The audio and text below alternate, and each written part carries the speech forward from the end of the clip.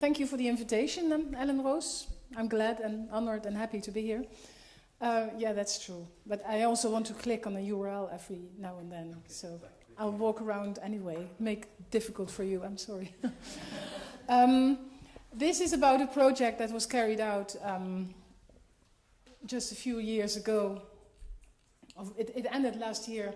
And LUCID means Languages in Urban Communities, Integration and Diversity for Europe. It's a European project funded in the lifelong learning atmosphere from Brussels. The people who took the initiatives were Lyd King and Nick Byrne. You may know their names, from London, School of Economics, and very familiar with Brussels. In this project, we didn't do anything new. What we did was make an inventory of good practices in the field of multilingualism in many European cities and also a few cities beyond. As you can see on the left-hand side, the left column, it's not necessarily the largest cities that you associate multilingualism with in the first place, but there's also cities like Varna that some of you may not have heard of. That's why I added Bulgaria, because that's where Varna is.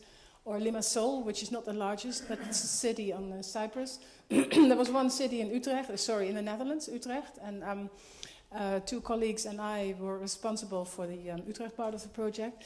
And in this project, we made an inventory of what happens with multilingualism in those cities. How is it handled? And if you work together with so many people, you need to kind of uniformize, find a uniform way of approaching this. And it sounds easy, but I can tell you it's a lot of work. The project ran from 2011 to 2014.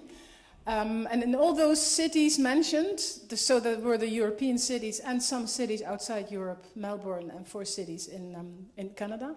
In all cities, data were collected, primary as we call them, and secondary data. And the primary data were collected by questioning, by having questionnaires with city respondents about the reality of multilingualism in their city, about language policy, about language practices, visibility of languages, affordances and challenges. Things that have to do with multilingualism in all those cities.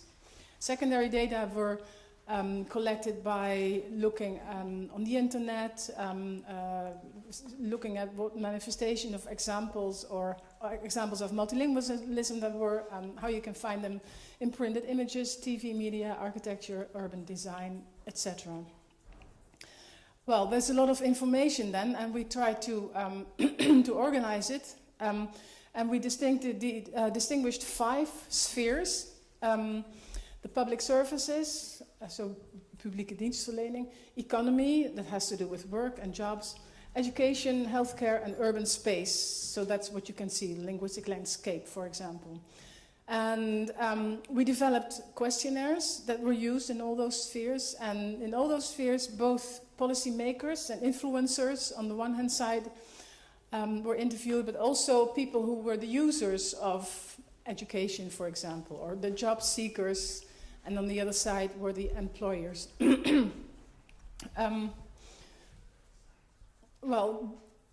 So in all those cities we had those questionnaires, and in Utrecht it was very, very difficult because we found that people here are just not interested in multilingualism. If you ask a city councillor, can we have an interview? They said, oh no, I have so many important things to do. Multilingualism, that's absolutely something that we couldn't care less. So we all know what multilingualism is, and we all know that they have to learn Dutch, so what else is there to know?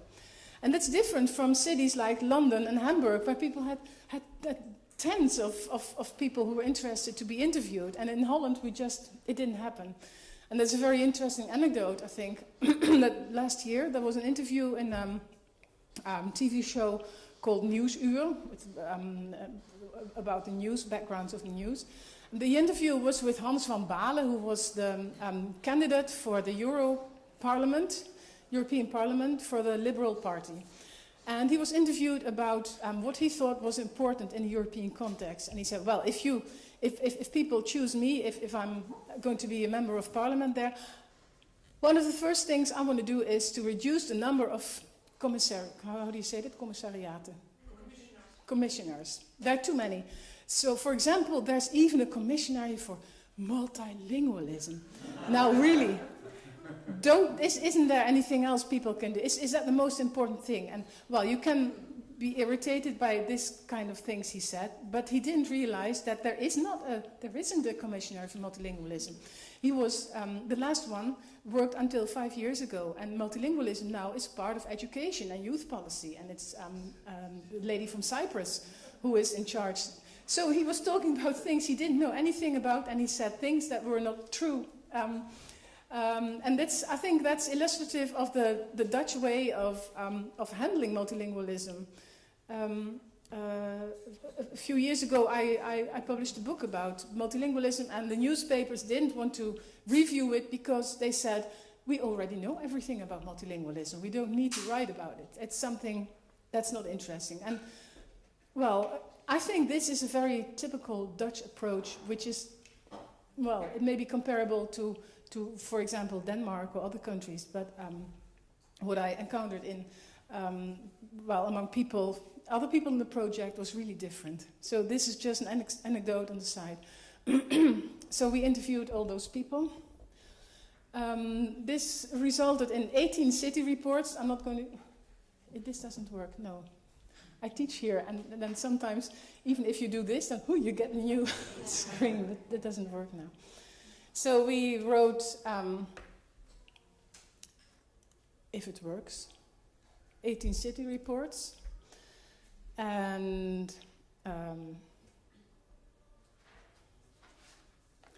so, for example, let's take Utrecht. Why not? We are in Utrecht here. All the topics that are addressed here.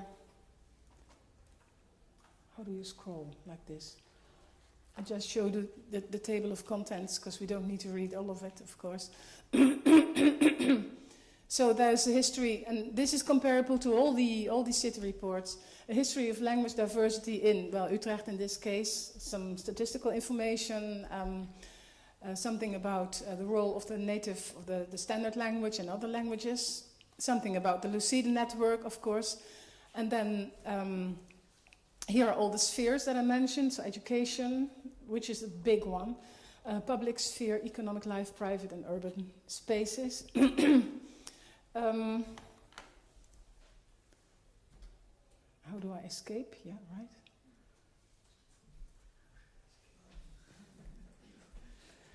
right. Well, those city reports were all written in English, but on the basis of these city reports, we developed 6 so-called toolkits on multilingualism, and that's the interesting outcome of this project. These toolkits are also on the web. You can find them easily by typing urbanlanguages.eu. The toolkits are originally written in English, but they're all translated in the languages that were involved in the project. So English, Bulgarian, Croatian, Dutch, French, German, Greek, Italian, Norwegian, and Spanish. As you can see, there are 6 toolkits, and we had 5 spheres, and because education was so big, we distinguished two parts of education.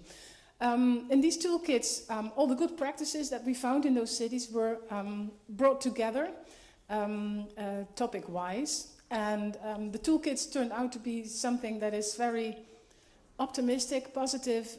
It's stuffed with good ideas that you can use, and I just want to end this presentation by showing you some of these good ideas in the fields of economic life and also on the field of education. So here are some examples of the good practices we collected in those cities.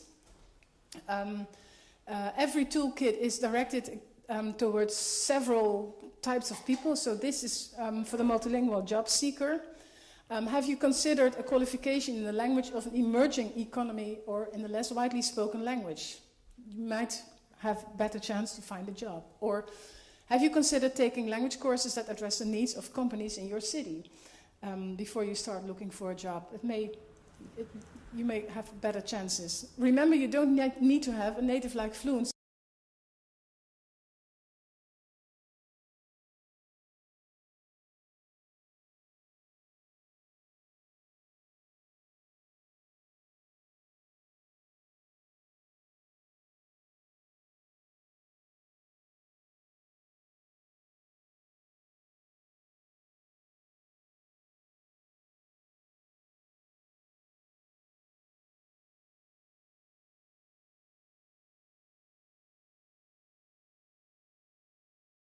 Foreign trade, English, or any language, depending on which country company is trading with, is an important language. When you want to find a job in a hotel, catering industry, English is useful. Healthcare, caring for the elderly in Germany, Turkish, Russian, Polish, Arabic, Dari, Farsi. For crafts, this should be a new bullet, Turkish, Russian, and Polish are interesting, etc. So they made a complete list of languages that are useful for several fields where people want to try to find a job. Employees, so this was a job seeker. Have you thought about how you can make your employee aware of your language skills? It's possible that your employer doesn't know how many languages and what interesting languages you speak. It was very interesting that Ellen Rose started with a brief inventory of languages, and she ended with the question, how many languages would there be here in just this room? You don't know, and we never know, but it's interesting to find out. And next step is to know what you can do with those languages. Ideas for employers, werkgevers. Are you aware of the language skills that your employees possess? They don't know, usually. Language may be a criterion for selection, but do you track current employees who speak another language? Usually people don't know. It's just to give them an idea of how you can use it. Consider carrying out an audit of the language skills in your company. That's a bit like, well, this is not a company, but we were talking about this morning. Keep in mind that any additional language skills is a key skill, so encourage employees to think about their home languages as well as languages learned in education or while abroad. So usually people think of economically interesting languages like English or Spanish or Chinese or Portuguese, thinking of Brazil, but there are many other languages that are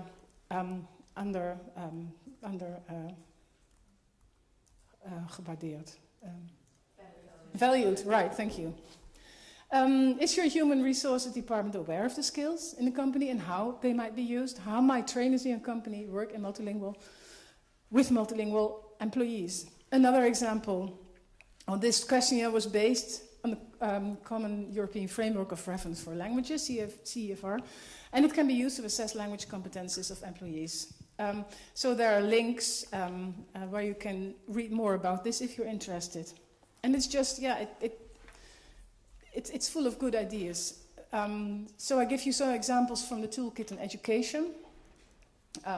Questions teachers might ask are, for example, how can I facilitate the children's, the pupils' bilingual experiences as a resource for the bilingual children themselves? Well, that's not a new question for us, but for many people it is.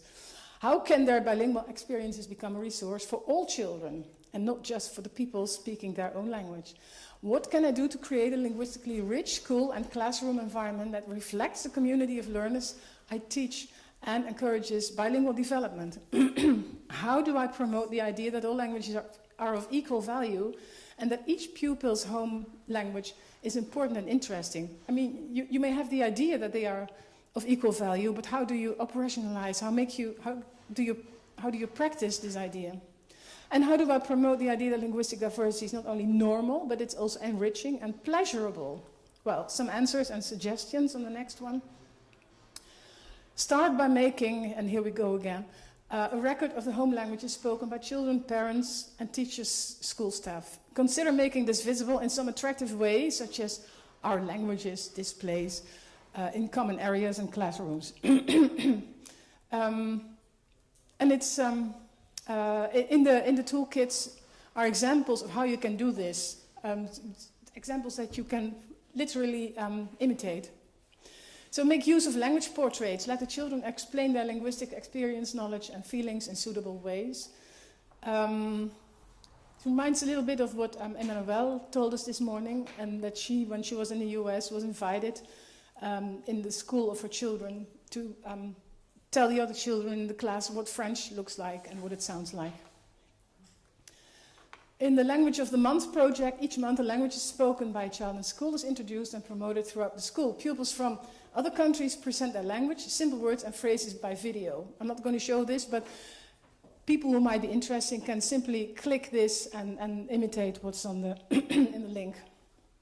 A good instrument to start raising awareness of a language people speak and how they feel is the European Language Portfolio. The website of the Council of Europe contains valuable information on its development, as well as on how to use it. The portfolios can be displayed in the classroom as a record of achievement. So again, the template, the skeleton is there, and it helps teachers a lot if they want to use multilingualism in a positive way.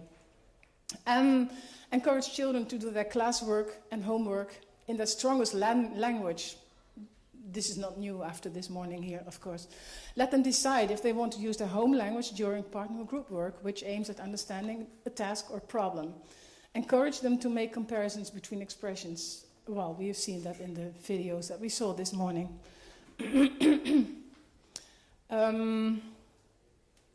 Well, trust the children and encourage them to experience themselves as successful learners. I think that's a nice last sentence for this short presentation on how positive multilingualism can be and how you can use it to get better instead of see it as a burden. It's a benefit. Yeah, that's it. Thanks so much.